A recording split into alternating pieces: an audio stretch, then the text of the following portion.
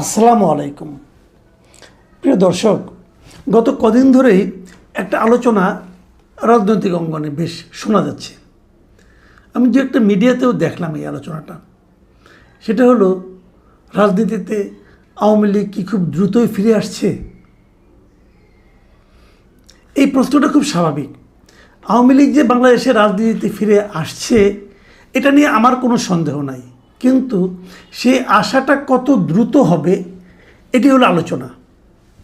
যদিও এটা শুনলে এনসিপি হয়তো খুব মন খারাপ করবে, জামাতও মন খারাপ করতে পারে, কারণ তারা তো চাচ্ছে যে আওয়ামী লীগ আর বাংলাদেশের রাজনীতিতে কখনোই না আসুক। আমার মনে আছে একবার একটা টক শোতে আমি গিয়েছিলাম, সেখানে আমার সঙ্গে এনসিপির একজন নেতা বসেছিল এবং তার মূল আমার বিরুদ্ধে অভিযোগটা ছিল যে আমি এবং আমাদের মতো কিছু লোক নাকি বাংলাদেশের রাজনীতিতে আওয়ামী লীগকে প্রাসঙ্গিক করে তুলছি।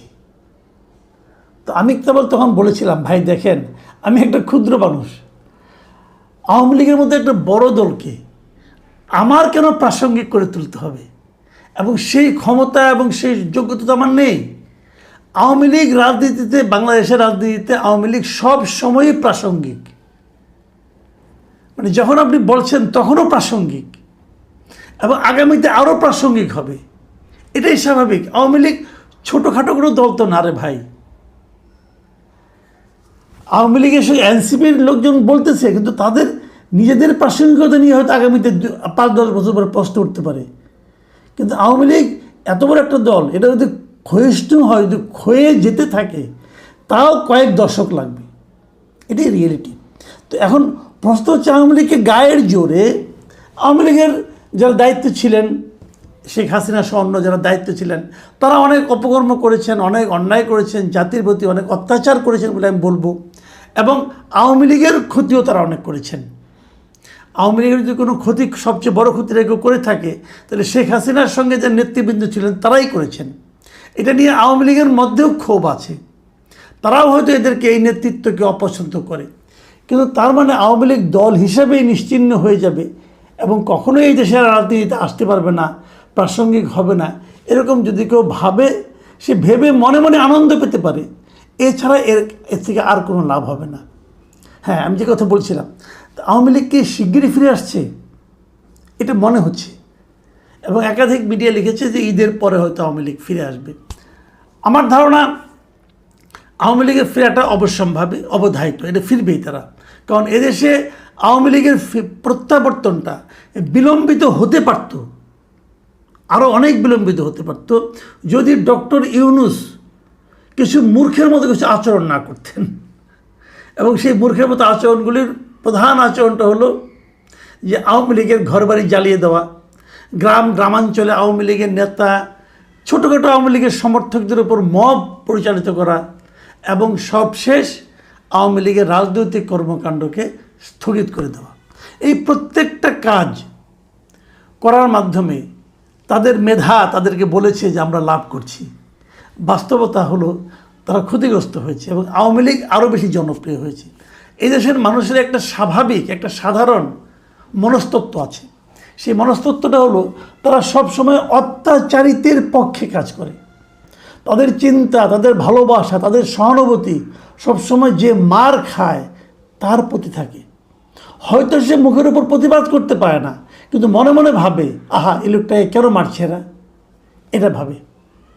যে জিনিসটা নেপালে হয়েছিল, আমি সেটাই বলেছিলাম যে একটা রাজনৈতিক দলকে যদি প্রত্যাখ্যান করতে হয়, সেই প্রত্যাখ্যানের দায়িত্বটা দিতে হবে জনগণকে। জনগণ ঠিক করবে তারা কাকে চায়, কাকে চায় না, যেটা নেপালে হয়েছে। নেপালে যারা এতদিন ক্ষমতায় ছিল, এই কমিউনিস্ট বলেন, কমিউনিস্ট পার্টি বলেন, মাওবাদীরা বলেন, অথবা নেপালি কংগ্রেস বলেন, তাদের সবার ভরাডুবি হয়েছে। একেবারে নতুন একটা দল তারা কিন্তু উঠে এসেছে। তাদেরকে ভরাডুবি কে করিয়েছে? সরকার না।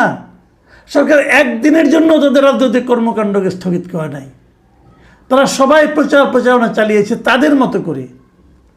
আর এই জেনজি সাপোর্টেড যে পার্টি, তারা করেছে তাদের মতো করে। জনগণ পরিবর্তনটা চেয়েছে, জনগণ তাদের অপকর্মের জন্য তাদেরকে প্রত্যাখ্যান করেছে।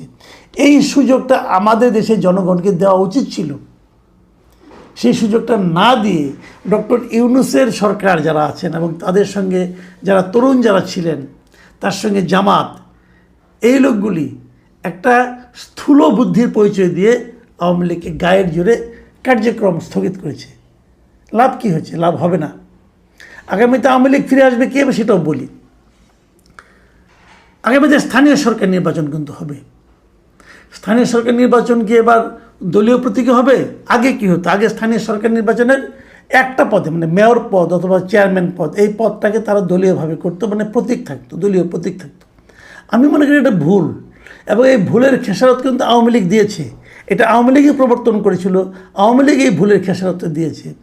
আর কাউন্সিলর, মেম্বার অথবা কমিশনার যারা আছে তাদের নির্বাচনটা হয় নির্দলীয়ভাবে। অন্তর্বর্তীকালীন সরকার দায়িত্ব নেওয়ার পর তারা সমস্ত মেয়র, মানে পৌরসভার মেয়র এবং কাউন্সিলর এবং কমিশনার এবং সিটি কর্পোরেশনের মেয়র এবং কাউন্সিলর সব পদগুলোকে বাতিল করে দিয়েছে। এটা আমি মনে করি একটা অন্যায় করেছে। যাই হোক, তারা করেছে। করার পর তারপর তারা সেগুলোতে প্রশাসক নিয়োগ করেছে। এই প্রশাসক কারা ছিল? বিভিন্ন পর্যায়ে সরকারি কর্মকর্তারা ছিল। এর বিপরীতে এই সরকার দায়িত্ব নিয়ে প্রথমে যে কাজটা করেছে, সেই প্রশাসকগুলিকে সরিয়ে নতুন প্রশাসক নিয়োগ করেছে। এরা কাকে করেছে? বিএনপি পন্থী লোকজনকে করেছে, বিএনপির লোকজনকে, বিএনপির দলের নেতাদেরকে এই সিটি কর্পোরেশনে। এরই মধ্যে দেশের 12টা সিটি কর্পোরেশনের মধ্যে 11টাতে তারা তাদের দলের লোককে মেয়র হিসেবে নিয়োগ দিয়েছে। আর আরেকটা সিটি কর্পোরেশন, যেটা নাকি চিটাং সিটি কর্পোরেশন, সেখানে আদালতের আদেশের মাধ্যমে তার যে লোকটা মেয়র হিসেবে আছেন উনিও তাদের দলের লোকই আছেন, বিএনপি করতেন উনি এক সময়। তো তার মানে সবগুলো সিটি কর্পোরেশন বিএনপি কিন্তু একভাবে দলীয়ভাবে দখল করেছে। আমার বিবেচনায় ঠিক হয়নি। তারা হয়তো ভেবেছে আমি দখল করলাম, তারপরে 6 মাস 1 বছর পরে আমি নির্বাচন দিব, আমি গুছিয়ে নেই। এই যে গোছানোটা আছে না, এই গোছানোটা আপনাদের জন্য বুমেরাং হবে। আমি এটা কালকেও বলেছি, আজকে আবারও বলি, বুমেরাং হবে। আমি আজকে আবার দেখলাম দেশের 42টা জেলা পরিষদে তারা প্রশাসক নিয়োগ করেছে, এবং বলা ভালো এগুলোতেও সব দলীয় লোক কিন্তু তাদের দলের লোকজনকে নিয়োগ করেছে। এবং যারা এমপি ইলেকশনে হেরেছে তাদেরকে এনে জেলা পরিষদের প্রশাসক বানিয়েছে। আমি মনে করি এগুলো বুমেরাং হবে। তারপরে বিএনপি তাদের রাজনীতি তাদের মতো করে করবে, এবং এটা ফেরানোর জন্য শেষ পর্যন্ত নির্বাচনে কারচুপি করবে কিনা আমি জানি না, তবে সে আশঙ্কা আমি কিন্তু দেখতে পাচ্ছি। যদি সেরকম কিছু হয় তার পরিণতিও বিএনপিকেই ভোগ করতে হবে। আমি জানি না কী হবে। যাই হোক, আমরা অপেক্ষা করি। আমরা আশা করব যারা প্রশাসক হিসেবে দায়িত্ব পেয়েছেন তারা ওখানে যে ভালো ভালো কাজ করবেন, এবং ভালো কাজ করার মাধ্যমে জনগণ তাদের প্রতি আকৃষ্ট হবে, জনগণ তাদেরকে ভালোবাসবে, এবং সেই ভালোবাসাজনিত কারণে তারা অনেক ভোটের ব্যবধানে জিতে আসবে। বিএনপির এই যে পরিকল্পনা, এই পরিকল্পনা হোক, এটা ভালো খারাপ না, এটা নিয়ে আমার কোনো আপত্তি নাই। একজন তো জিতলেই হলো, আমরা একজন ভালো লোককে চাই। কিন্তু দেখা যাবে কি, যদি এগুলো দলীয় প্রতীকে না হয় তাহলে কিন্তু আপনি এখানে আওয়ামী লীগকে পাবেন।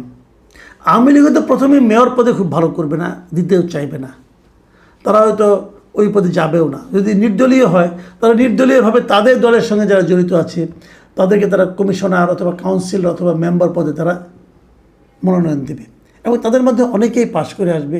এই ব্যাপারে আপনারা নিশ্চিন্ত থাকতে পারেন। এখন বলবেন আমার এই কথার ভিত্তি কি? আমি ভিত্তিগুলি বলি। দেখেন, সারা দেশে এই যে আইনজীবীরা আছে না, আইনজীবীদের একটা সমিতি আছে, আইনজীবী সমিতি। দেশে 74টা আইনজীবী সমিতি আছে সারা দেশে, বিভিন্ন জেলায়, হাইকোর্টে, সুপ্রিম কোর্টে, এরকম জায়গা আছে। এইগুলোতে এরই মধ্যে নির্বাচন শুরু হয়ে গেছে। আওয়ামী লীগের পতনের পর প্রায় 14টা আইনজীবী সমিতি কিন্তু নির্বাচন হয়েছে। প্রথম দিকে ভালো করেনি, এখন কিন্তু ধীরে ধীরে আওয়ামী লীগের লোকজন এই নির্বাচনগুলিতে ভালো করতেছে। আমি দু একটা উদাহরণ দিয়ে বলি। গত 28শে ফেব্রুয়ারি কক্সবাজার জেলা আইনজীবী সমিতির নির্বাচন হয়েছে। সেখানে 17টা পদের মধ্যে 7টাতে জিতেছে আওয়ামী লীগ সমর্থিত প্যানেল। 17টার মধ্যে 7টা। তারা সভাপতি সেক্রেটারিতে জিতে নাই, ওগুলোতে বিএনপি এবং জামাত জিতেছে। কিন্তু অন্যান্য পদের মধ্যে 17টার মধ্যে 7টাই জিতছে আওয়ামী লীগের লোক, আওয়ামী লীগের সমর্থিত লোক যারা। এর আগে 18 তারিখে নোয়াখালী জেলা আইনজীবী সমিতি যে নির্বাচন হয়েছে, সেখানেও আওয়ামী প্যানেলের, মানে আওয়ামী প্যানেল ঠিক না, আওয়ামী সমর্থিত প্যানেল থেকে 9টা পদে জয়ী হয়েছে। তার আগে 26শে জানুয়ারি ব্রাহ্মণবাড়িয়া আইনজীবী সমিতির নির্বাচনেও সভাপতি সহ 10টি পদ পেয়েছে আওয়ামী লীগ সমর্থিত প্রার্থীরা। তাহলে এটা খুব স্বাভাবিক। এছাড়া আপনার লক্ষ্মীপুরেও এরকম জেলা আইনজীবী সমিতিতে 8টা পদ পেয়েছে তারা, চাঁপাইনবাবগঞ্জেও 6টা পদ তারা পেয়েছে। কিন্তু তো এইভাবে কিন্তু চলতে থাকবে আগামীতে, এই ধারাটা অব্যাহত থাকবে। এবং এরই ধারাবাহিকতায় আগামী মে মাসের মাঝামাঝি 13-14 তারিখে মে মাসের সুপ্রিম কোর্ট আইনজীবী সমিতির নির্বাচন হবে। আপনারা দেখবেন সেখানেও আওয়ামী সমর্থিত আইনজীবীদের একটা বড় অংশ পাশ করে আসবে।